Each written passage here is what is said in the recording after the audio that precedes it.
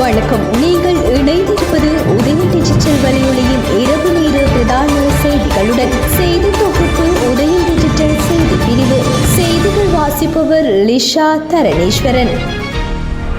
வலிகாமம் வடக்கில் இருந்து தமிழ் மக்கள் வெளியேற்றப்பட்டு இன்றுடன் 35 ஆண்டுகள் கடந்துள்ள நிலையில் இன்னமும் அந்த மக்கள் முழுமையாக மீள்குடியமர்த்தப்படாதுள்ளனர். போர் முடிவுக்கு கொண்டு வரப்பட்டு 16 ஆண்டுகள் கடந்துள்ள போதும் அவர்களின் காணிகள் உயர் பாதுகாப்பு வலயம் என்ற போர்வையில் இன்னமும் இராணுவத்தினரால் கையகப்படுத்தப்பட்டு அவற்றின் பயன்களை இராணுவமே அனுபவித்து வருகின்றது. 1990 ஆண்டு ஜூன் மாதம் 15ஆம் திகதி வலிகாமம் வடக்கு மக்கள் தங்களின் சொந்த இடங்களில் இருந்து வெளியேற்றப்பட்டனர். அந்த பகுதிகளை உயர் பாதுகாப்பு வலயம் என்று இலங்கை ராணுவம் அறிவித்து கையகப்படுத்திக் கொண்டது. அந்த பகுதியில் இருந்து வலுக்கட்டாயமாக வெளியேற்றப்பட்ட மக்கள் பல இடங்களில் குடியேறினர், இடம்பெயர்ந்தனர். போர் முடிவுக்கு கொண்டு வரப்பட்ட பின்னரும் உயர் பாதுகாப்பு வலயம் என்ற போர்வையில் அந்த மக்களின் காணி வலிகாமம் வடக்கில் இன்னமும் 2700 ஏக்கருக்கும் மேற்பட்ட நிலப்பரப்பு இராணுவத்தினரால் கையகப்படுத்தப்பட்டுள்ளது. அந்த பிரதேசத்தை பாதுகாப்பு என்ற போர்வையில் இராணுவத்தினர் கையகப்படுத்தி இருந்தாலும் அந்த பிரதேசத்தின் வளங்களை சுரண்டி வருமானம் ஈட்டுவதிலேயே ராணுவம் முனைப்பாக இருக்கின்றது. தற்போது வலிகாமம் வடக்கில் ராணுவத்தின் வசமுள்ள தமிழ் மக்களின் காணிகளில்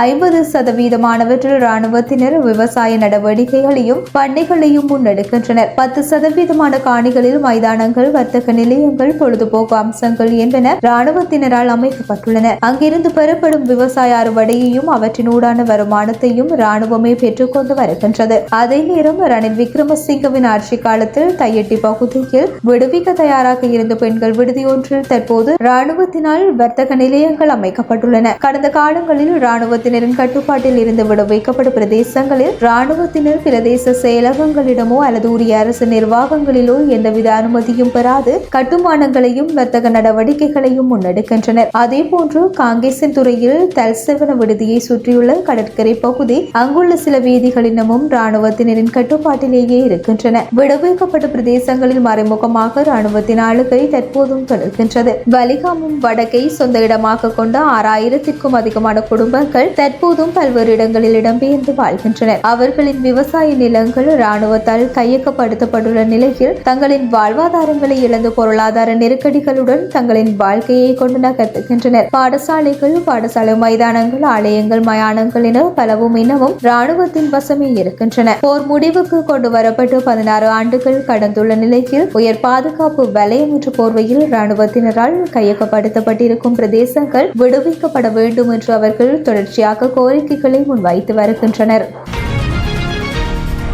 யாழ்ப்பாணம் செம்மணி மனித புதைக்குழியில் 2ஆம் கட்ட அகழ்வு பணிகளில் யாழ்ப்பாணம் பல்கலைக்கழக தொல்லியல் துறை மாணவர்களையும் ஈடுபடுத்த நடவடிக்கை எடுக்கப்பட்டுள்ளது. செம்மணி சிந்துபாத்தி இந்து மயான பகுதியில் மனித புதைக்குழி காணப்படும் நிலையில் முதல் கட்ட அகழ்வு பணிகளில் 19 மனித எலும்புக்கூடுகள் மீட்கப்பட்டுள்ளன. அந்த நிலையில் 2ஆம் கட்ட அகழ்வு பணிகளை 45 நாட்களுக்கு மேற்கொள்ள யாழ் நீதிவான் நீதிமன்றம் அனுமதித்துள்ள நிலையில் அவற்றுக்கான நிதி ஒதுக்கீடுகள் கிடைக்கப்பெற்றதும் எதிர்வரும் 26ஆம் திகதி முதல் 2ஆம் கட்ட அகழ்வு பணிகள் முன்னெடுக்கப்படும் என எதிர்பார்க்கப்படுகின்றது. 2ஆம் கட்ட அகழ்வு பணிகளில் யாழ்ப்பாண பல்கலைக்கழக தொல்லியல் துறை மாணவர்களையும் ஈடுபடுத்தும் முகமாக அதற்கான அனுமதிகளை வழங்க வேண்டும் என சட்ட மருத்துவ அதிகாரியினால் யாழ்ப்பாண பல்கலைக்கழகத்திடம் உத்தியோகபூர்வமாக கோரிக்கை விடுக்கப்பட்டுள்ளது.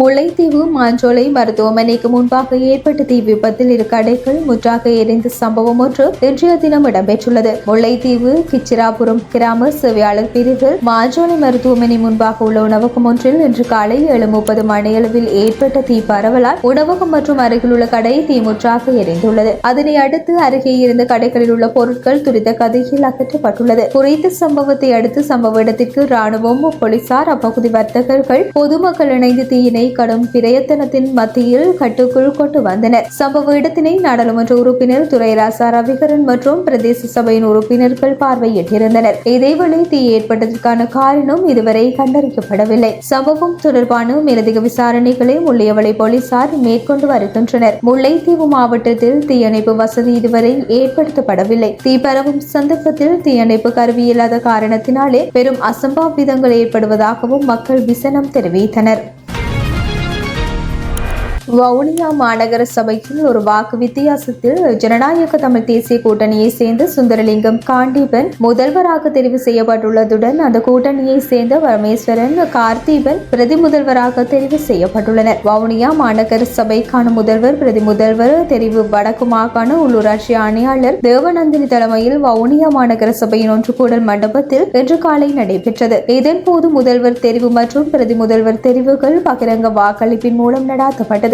சங்க கூட்டணியின் சார்பாக போட்டியிட்ட காண்டீபனுக்கு ஆதரவாக 11 வாக்குகளும், தேசிய மக்கள் சக்தி சார்பாக போட்டியிட்ட சிவசோதி சிவசங்கருக்கு 10 வாக்குகளும் கிடைக்கப்பெற்றன. இதன் அடிப்படையில் சங்க கூட்டணியை சேர்ந்த காண்டீபன் புதிய முதல்வராக தெரிவு செய்யப்பட்டார். இதனை அடுத்து பிரதி முதல்வருக்கான தெரிவு இடம்பெற்றது. பிரதி முதல்வராக ஜனநாயக தேசிய கூட்டணி சார்பில் போட்டியிட்ட பரமேஸ்வரன் கார்த்தீபனுக்கு ஆதரவாக 11 வாக்குகளும், சுயேட்சை குழுவை சேர்ந்த சிவசுப்பிரமணியம் பிரேமதாஸ் அவர்களுக்கு 10 வாக்குகளும் ஆதரவாக அளிக்கப்பட்டமை குறிப்பிடத்தக்கது.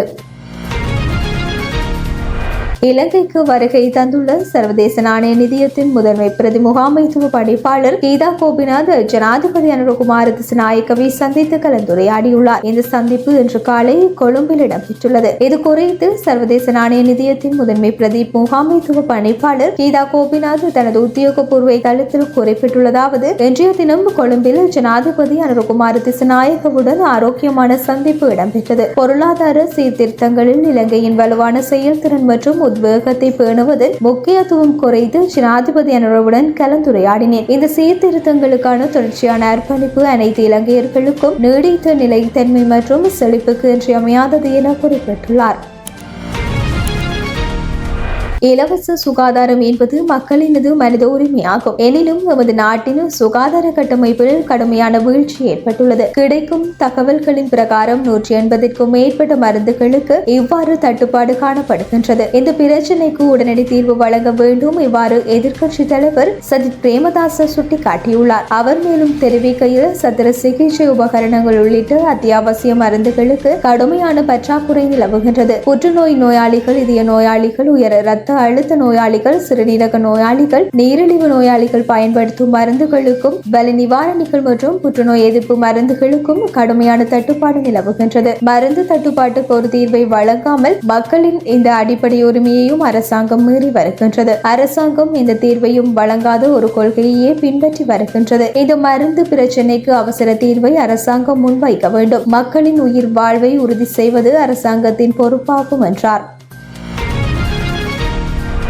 நாட்டிற்கு வருகை தந்துள்ள சுற்றுலா பயணிகளின் எண்ணிக்கை மேலும் அதிகரித்துள்ளதாக சுற்றுலா அபிவிருத்தி அதிகார சபை தெரிவித்துள்ளது. இந்த மாதத்தில் இதுவரையான காலப்பகுதியில் மாத்திரம் 43,962 சுற்றுலா பயணிகள் இலங்கைக்கு வருகை தந்துள்ளனர். இந்தியாவில் இருந்து மாத்திரம் 12,362 சுற்றுலா பயணிகள் வருகை தந்துள்ளதாக தெரிவிக்கப்பட்டுள்ளது. மேலும் ஜூன் மாதத்தில் இங்கிலாந்தில் இருந்து 3,740 பேரும், பங்களாதேஷில் இருந்து 2,717 பேரும் நாட்டிற்கு வருகை தந்துள்ளதுடன் ஜெர்மனியில் இருந்து 2,439 சுற்றுலா பயணிகளும், சீனாவில் இருந்து 2,403 பேரும் வருகை தந்துள்ளனர். இதற்கு அமைய 2025ஆம் ஆண்டின் இதுவரையான காலப்பகுதியில் நாட்டிற்கு வருகை தந்துள்ள சுற்றுலா பயணிகளின் எண்ணிக்கை 1,73,765 அதிகரித்துள்ளது. அவர்களில் 2,16,422 பேர் இந்தியாவில் இருந்தும், 1,11,285 பேர் ரஷ்யாவில் இருந்தும், 1,14 பேர் இங்கிலாந்தில் இருந்தும் வருகை தந்துள்ளதாக